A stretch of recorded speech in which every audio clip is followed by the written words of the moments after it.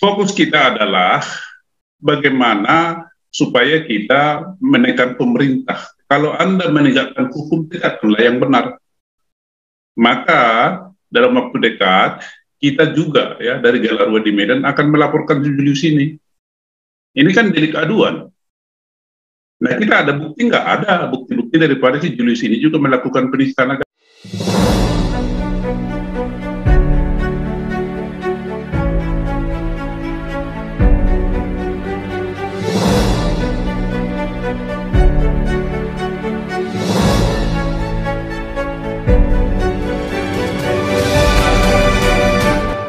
Haleluya, haleluya, Assalamualaikum warahmatullahi wabarakatuh. Salam Aki.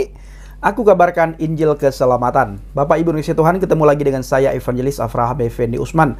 Bagaimana kabar Bapak Ibu semua? Tentunya luar biasa. Nah saudaraku, saya mengajak Bapak Ibu untuk melihat sebuah cuplikan, di mana di video ini nanti kita akan melihat bagaimana kasus saudara kita Anabata. Kita tidak membela si A, membela si B Bapak Ibu. Cuma kita mengharapkan hukum penistaan agama ini benar-benar ditegakkan. Benar-benar kalau memang hukum penistaan agama ini menimpa seseorang, jangan pandang pilih. Kalau si A dianggap menista agama lalu ditangkap, bagaimana dengan si B yang sangat jelas-jelas menista agama tetapi sampai hari ini tidak diproses dengan hukum?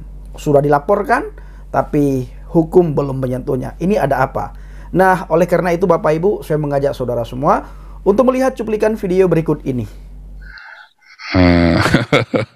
Serius ya? Wah. Ya contohnya Cina-Cina pengkhianat tadi. Nah kalau Cina-Cina pengkhianat tadi jadi Islam, ya karena mereka licik saudara.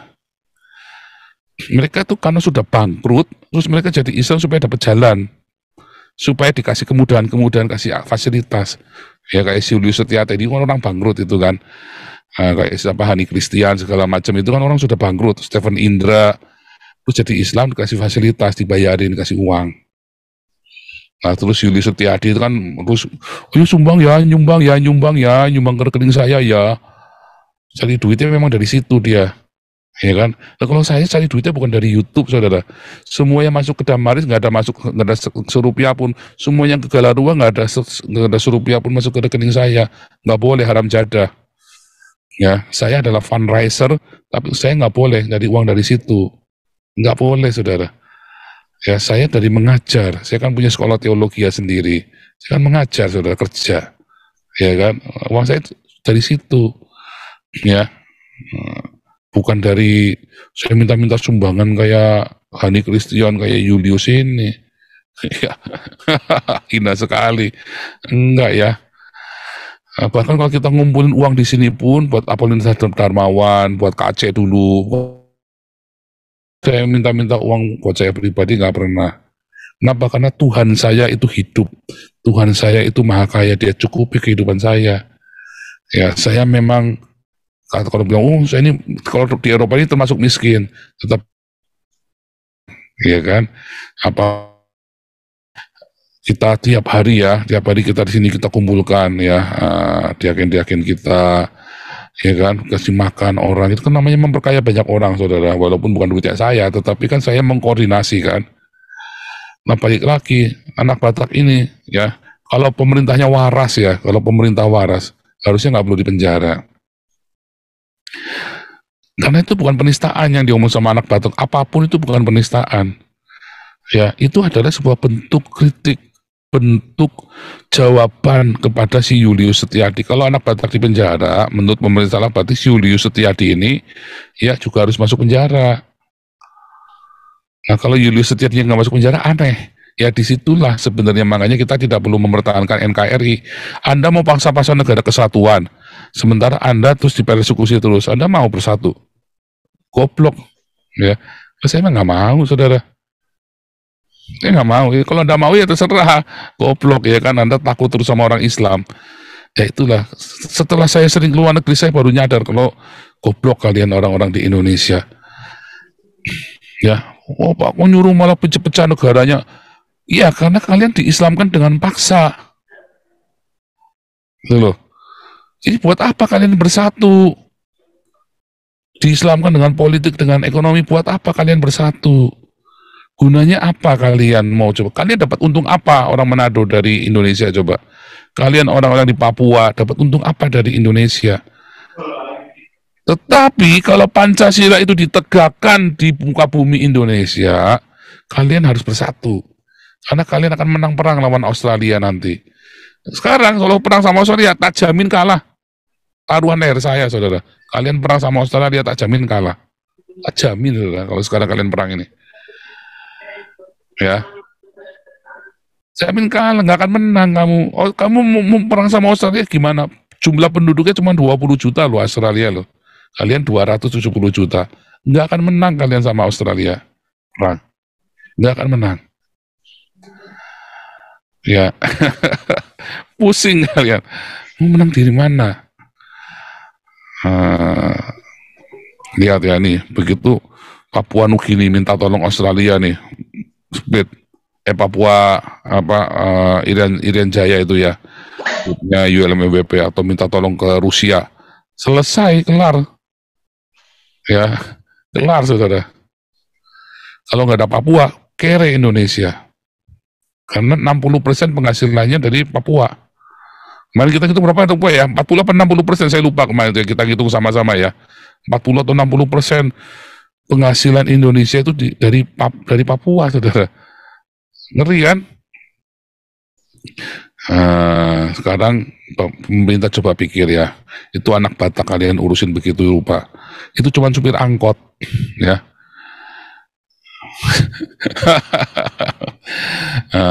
Nanti saya nggak tahu nih Pak Santi Amar Galarua mau ngurusin apa enggak, saya nggak tahu nih, itu keputusannya sama Direktur Galarua ya, Pak Santi Amar dengan tim ya tentunya ya.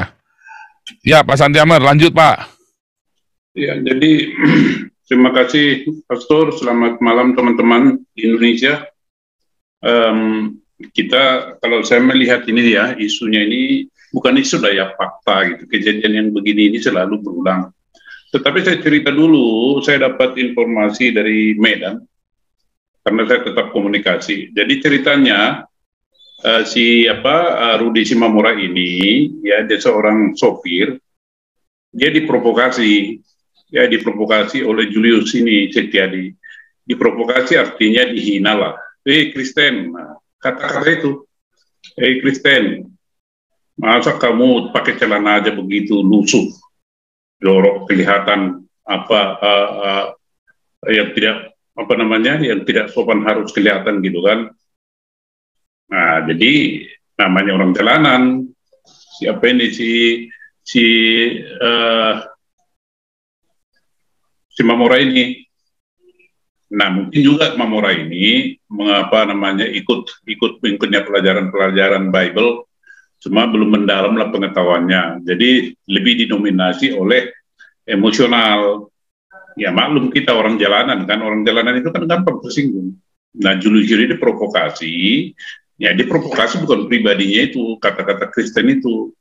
Nah, akhirnya dia menjawab dengan seperti inilah Muhammad Kace lah dijawab. Cuma kalau Muhammad Kace kan latar belakangnya dia dari Al-Quran itu ya, dan menjawabnya. Ini dari sisinya si Rudi ini, apa yang dia tahu dia jawab. Nah, menyinggunglah agama sebelah itu. Nah, menyinggung agama sebelah itu, ya itu yang diharapkan si Julius Setiadi. Di blow up. Nah, di blow up adalah beberapa kelompok di sana ya, kelompok itu kadrun itu yang melakukan demonstrasi. Ya, teriak-teriak dan segala macam. Dan si Rudi Simamora ini dilaporkan oleh si Julius Setiadi ke polisi. Nah, melihat gelagat daripada masyarakat di sana yang tanpa kompromi, yang biasanya begitu ya, pressure group namanya, ya apakah motivasinya ini dilapor untuk memproses perkara si Rudi ini atau tidak, atau pengamanan, kita nggak tahu, dua-duanya nanti dalam waktu dekat akan kita tahu. Ditahan di si Rudi Simamora di Poltabes Medan. Nah, udah ditahan, maka ini yang kita Galarua di Medan, penasehatnya itu saya ngomong ini kan si Rudi udah ditahan nih, fakta di Poltabes Medan, apapun motifnya dia ditahan. Saya bilang tadi sama dia, sama si Rudi ini, sambil nanti proses hukum selanjutnya kita tunggu dan kita akan bantu, pastikan dia tidak mengalami seperti yang dialami oleh Muhammad Kc. Ya, dia harus di sel atau tahanan tersendiri. Yang kedua, hati-hati dengan makanan, ya, karena kita juga terus terang aja, ya, ada juga kan PCS ya, banyak juga PCS, kita nggak tahu di mana PCS ini kan sekarang. PCS ini adalah polisi cinta sunnah, yang kita nggak tahu itu. Nah, pastikan yang dua itu amankan dulu, saya bilang, ya, amankan dulu. Nah, tadi sore saya dapat kabar dari ini penasihat kita Galarua bahwa istri daripada Rudi Simamora ini sudah memberikan surat kuasa kepada sekelompok orang Batak yang tergabung di gereja cyber. Mereka ada kelompok gereja cyber, para pengacara di sana kumpul orang Batak. Istri daripada siapa ini sudah memberikan surat kuasa kepada mereka untuk menangani. Nah, kejadian ini di Sumatera Utara tidak berselang lama sesudah ini si AB ini ke sana, si Anies ya, si Anies ke sana, dan ini yang kita sangat sayangkan, kembali lagi gilo-gilo itu juga banyak juga rupanya di Medan. Dan ini tadi si Polmar ini kan tadinya pendeta, cuma dia nggak mau jadi pendeta lagi sekarang. Saya nggak peduli itu katanya. Banyak di sana para pendeta yang menyambut ya kehadiran daripada si Anies ini ke sana, bahkan dikasih ulos, ya kan, ada upacara-upacara segala macam gitu kan. Nah, siapakah mereka ini? Adalah juga ketua perwakilan PGI yang ada di Sumatera Utara, juga para dari sinode ya Gereja Bethel Indonesia yang ada di Sumatera Utara dan GPDI itu. Jadi mereka menyambut, dan ini sih pahlawan gitu kan. Itu situasi di sana. Nah, baru muncullah ini masalah yang seru di Simamora ini. Nah, bagaimana ini ke depannya adalah pertama begini, sikap kita ini kita nilai ya, kita nilai dari secara umum dulu. Pertama, Indonesia ini kan sedang mengalami ya kerawanan dalam artian sosial budayanya dan keamanan. Kejadian-kejadian yang menonjol adalah pertama bahwa Kepolisian Republik Indonesia sekarang, kalau saya kutip perkataan daripada Mahfud MD, itu sedang terjadi perang bintang di sana, di Kepolisian Republik Indonesia. Jadi terjadi perang bintang antara jenderal-jenderal ini. Itu kan ada dilaporkan itu, distor ke Kabareskem 6 miliar, ya, yang dari pengusaha tambang dari Kalimantan. Ya, ini kepolisian. Jadi kepolisian sekarang sedang kerepotan mengurusi dirinya sendiri. Itu satu. Yang kedua adalah, ini ada kaitan atau tidak, tetapi kita ingin pahami dulu situasi yang sedang terjadi lingkungannya. Yang kedua adalah, ini kan tanggal 15-16 kalau nggak salah G20, ya, 15-16 Desember G20 ini, ya. Di mana sih juga terjadi ketegangan. Yang ketiga adalah masalah itu Pulau Pasir yang dikatakan Pastor tadi. Nah, yang keempat yang sangat kita sesalkan adalah para ketua parpol ini, yang terutama yang tiga parpol yang tiga ini ya. Jadi ini mereka membuat suatu situasi di Indonesia ini nggak kondusif. Ini si mantan gubernur DKI ini kan kemana-mana jadi kampanye. Pertanyaan kita adalah, apakah orang ya yang mengkampanyekan curi start itu boleh atau tidak, beretika atau tidak? Nah, kalau misalnya dia mau begitu, ada 10 atau 20 orang nanti mengkampanyekan dirinya sendiri mau jadi presiden, bagaimana kira-kira? Enggak urusan dia dicalonkan atau tidak dicalonkan oleh partai. Saya kan punya hak, saya mau calon presiden Republik Indonesia, saya punya uang misalnya kampanye kemana-mana. Ini kan menjadi ketertiban umum terganggu. Nah, jadi itulah kondisi nasional, kalau meminjam istilah itu, lingkungan strategis yang sedang terjadi di Indonesia. Nah, tetapi itu sisi luar lah. Yang kita sekarang fokus adalah tindakan yang dilakukan kepada Rudi Simamora ini kita tidak bisa terima. Tidak bisa kita terimanya di mana? Terulang lagi seperti kasus MKC.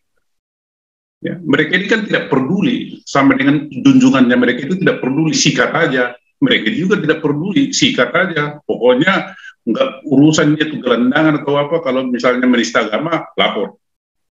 Jadi membabi buta. Ya, termasuk dengan demo kemarin 4/11 itu. ya, itu kan juga anarkis itu, anarkis. Nah, fokus kita adalah bagaimana supaya kita menekan pemerintah. Kalau Anda menegakkan hukum, tegakkanlah yang benar. Maka dalam waktu dekat kita juga ya dari Galarua di Medan akan melaporkan Julius ini. Ini kan delik aduan. Nah, kita ada bukti nggak? Ada bukti-bukti daripada si Julius ini juga melakukan penistaan agama. Nah, jadi yang kita tuntut adalah tegakkan hukum. Perlakukan hukum itu kepada siapapun tanpa memandang latar belakang dan lain sebagainya. Karena di Indonesia adalah semua manusia di Indonesia ini adalah sama di hadapan hukum. Artinya tidak melihat jabatannya si asli tinggi atau rendah, sukunya dan agama itu mayoritas minoritas itu urusan. Ya hukum-hukum. Nah, ini yang kita minta dari pemerintah.